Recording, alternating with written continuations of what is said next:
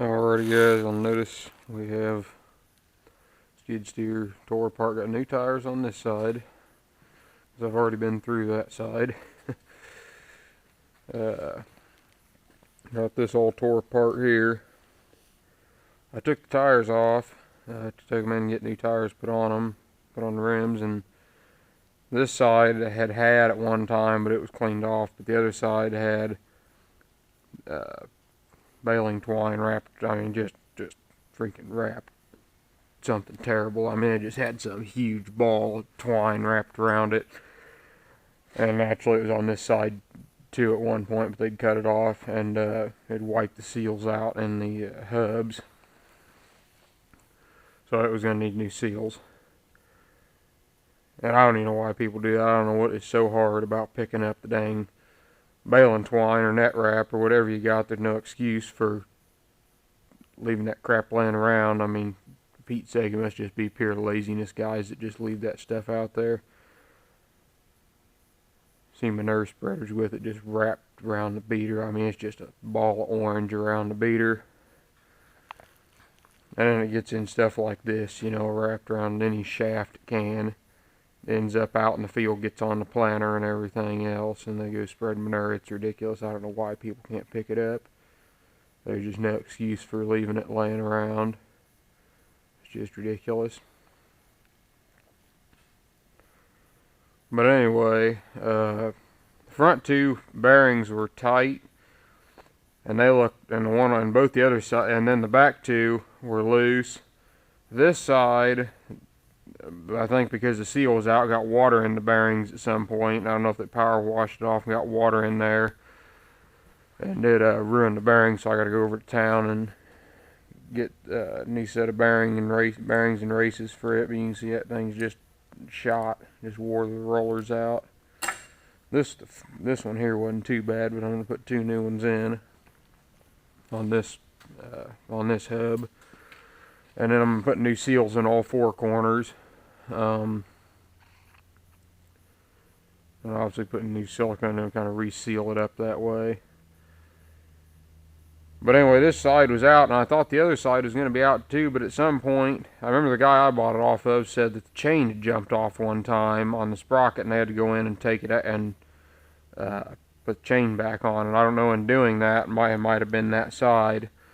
The ding-dongs, they left the cotter key out of the castle nut, and the big castle nut started to back off, and the bearing got loose, and that's why I thought the bearings were out of it. But for some reason the idiots didn't put the cotter key back in it. So, but the bearing was still alright because it hadn't backed off that much, and the two front bearings looked good other than just the seals were shot. There wasn't much grease left in them, so I'm repacking them with grease.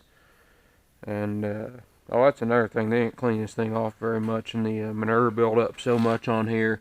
The grease zerks are almost non-existent anymore. They're supposed to take a 7/16 wrench to turn them out. They're 1/8 inch pipe plug, and they're so rusted away I can take a hammer and drive a 9mm socket onto them to get them to grab and then turn them out. So I'm putting the grease zerks in it, obviously, and repacking the grease, and then it actually runs engine oil in the chain case, and that looks like hydraulic oil. It's thinner than engine oil, and it's got that red tint to it like Case IH Hi-Tran. And I think the farm this came off of, they had Case IH equipment, and they probably just filled it up with hydraulic oil.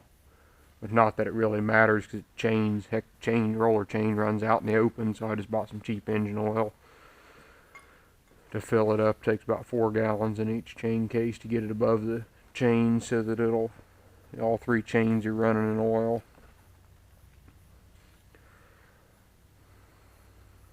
But go over and get the bearings. I'll come back and show you how I kind of found the best way to loop that chain up around the sprocket is. Oh, and in case you're wondering, hydraulic oil, gotta be the red stuff.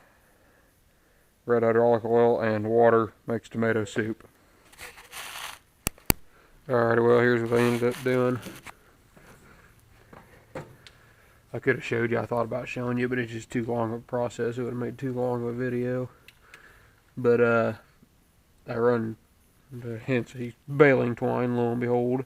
Tie it onto one end of the chain and run it around the end of the well, I lay the chain on the sprocket and start rolling it around, and then I get a hook in there like an old coat hanger or something and go in there and I pull the string as it's going around. I pull the string around to the bottom side of the axle shaft where I can get a hold of it, and then I use a string to pull the chain on the sprocket all the way around, and that keeps it tight until you can come out the bottom side here and get a hold of it again. And then it's running over the top and running over the bottom, and you just run it up over here, and I've loosened this shaft, let it drop down some, and then it just runs up over the top, and I can put the connector link in right there. So once you get that shaft loose, it's pretty easy to or get some slack in the chain. It's pretty easy to hook them up. But what's happening, there's a hydraulic motor down there, hopefully you can see this, and it runs this big sprocket, which is also hooked to these two little sprockets, and these go out and hook onto the chain for each wheel. Then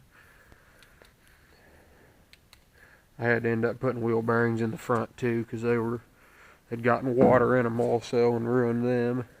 They weren't quite as bad, but they would have gone out pretty quickly, so I had to put wheel bearings in it too. But that's fine, whatever. And then this side's completely rebuilt. But anyway,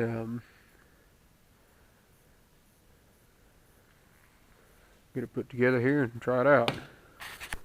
Alrighty guys, got the skid steer back together. As you can see, this is a couple weeks after I made that video. By far the coldest morning we've had yet this year. It's about 20 degrees out. Notice I got coveralls on. Let's see if it'll start if it's cold. Need to move some hay around to where the cattle pen is so wet. I got some grass hay there. I'm going to dump and throw in the pen, try to soak some of that up, because it's going to be a little bit before I got a chance to get in there and scoop it out and put limestone in.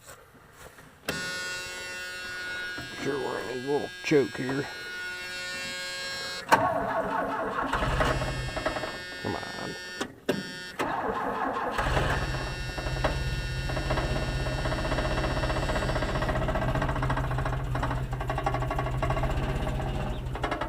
Ah, come on.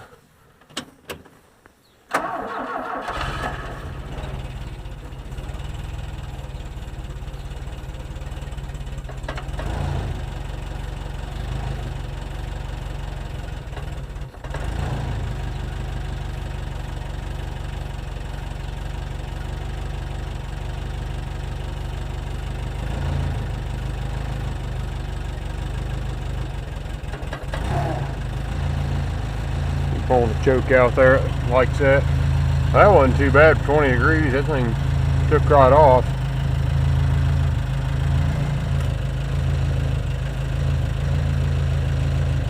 That electric fuel pump helped some.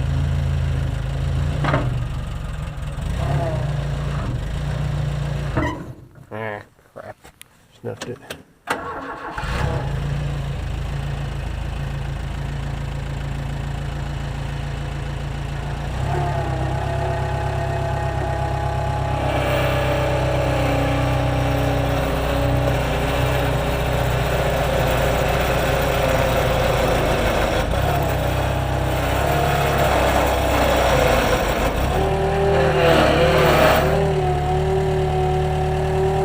Yeah, she's a little cold.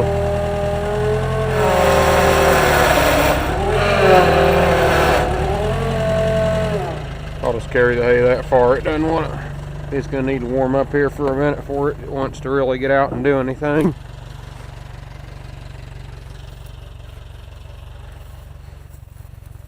A nice old dry, crunchy grass hay.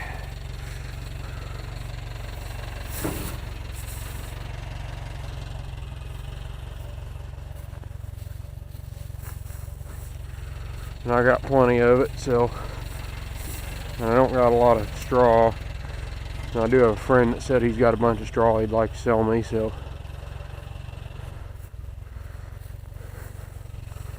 Cattle don't eat much hay right now because I got them on full corn. You start out, they don't eat much corn, and you're really feeding a bunch of hay. And then as they get fatter, feeding a bunch of corn and not much hay. They don't even eat a bale a day anymore. But I let them have it. Try to keep it in front of them all the time, so if they do want some, they got it.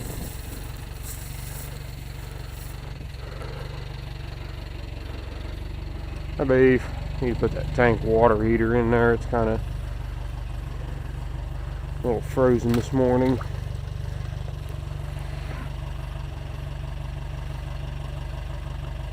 She's looking real good, that number 32. Really like the way she's fattening up. I'll still have them about another 2 months, so they got a little bit of a chance to get growing.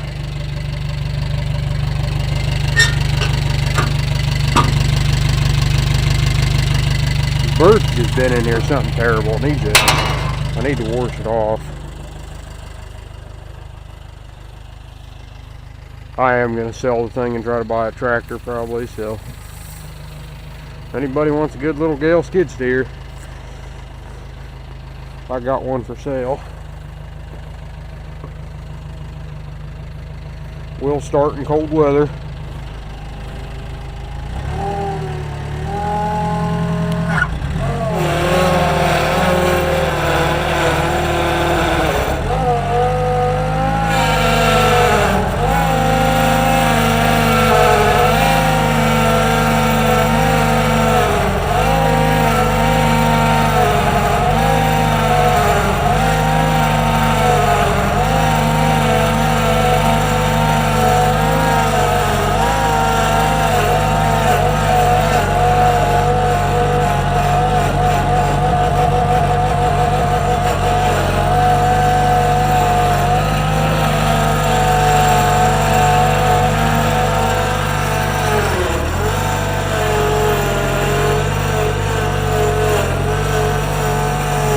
I decided to go with limestone in this pen here. I was looking at the situation. I think it just worked best for my situation. I do appreciate everybody's comments. I did read every one of them. I just didn't have much time to go through and reply to everything, but I do appreciate the comments. And I'm sure everybody's suggestions would work. It's just I just picked what I thought would probably be best for my situation. I kind of froze the crust on it. But that's what I did. I just picked one I thought would be the best, and not to say that some of them wouldn't work or would work, but I'm sure about every idea would work. I just wanted to go with limestone.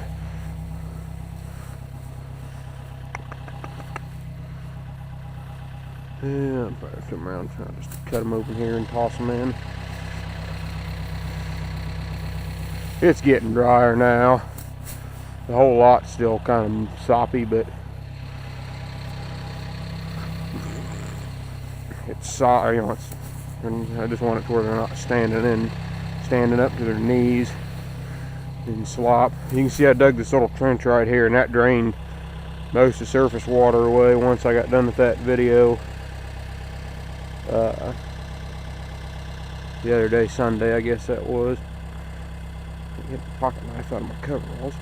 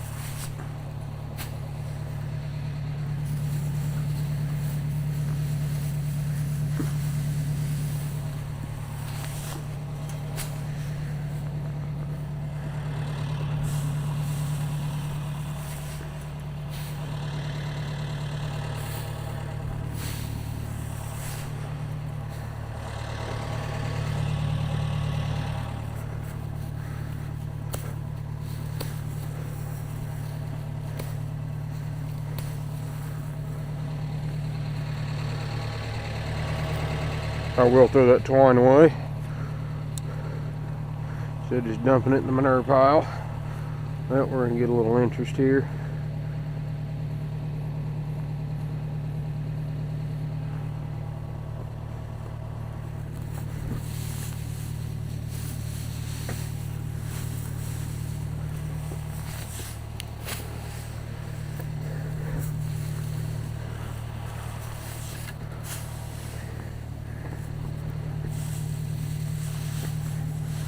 They're going to have to walk across this and kind of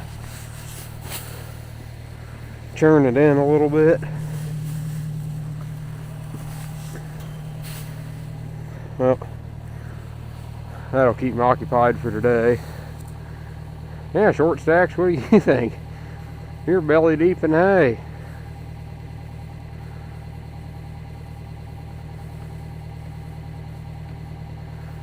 Well, I'll probably about do it here. So thanks for watching.